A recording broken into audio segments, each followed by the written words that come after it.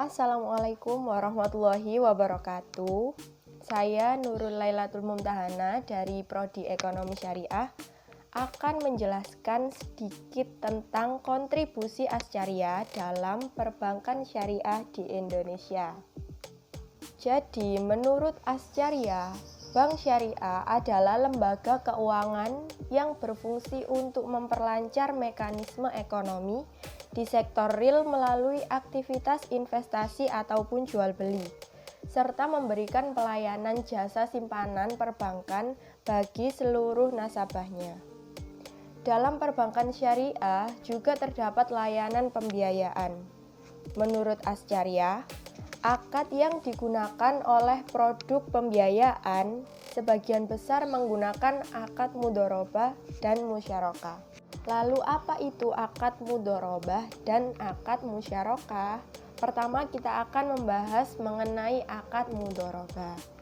Di sini akad mudharabah merupakan bentuk perjanjian untuk mendapatkan keuntungan antara dua pihak, di mana pihak pertama berperan sebagai shahibul mal atau pemilik modal dan pihak lainnya berperan sebagai pengelola modal. Ascaria mengatakan bahwa unsur yang terpenting dalam akad mudharabah ini adalah unsur kepercayaan. Mengapa demikian? Karena dalam akad ini, si pemilik modal atau shahibul mal tidak diperkenankan ikut campur dalam pengelolaan proyek atau bisnis yang dijalankan.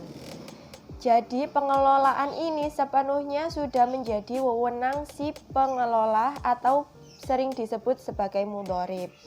Kemudian, apa itu akad musyarakah?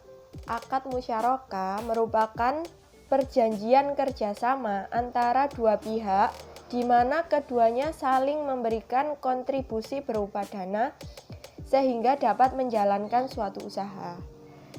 Nah, dalam akad musyarakah ini, baik keuntungan maupun kerugian akan ditanggung bersama. Lalu, apa yang menjadi pembeda dari kedua akad ini?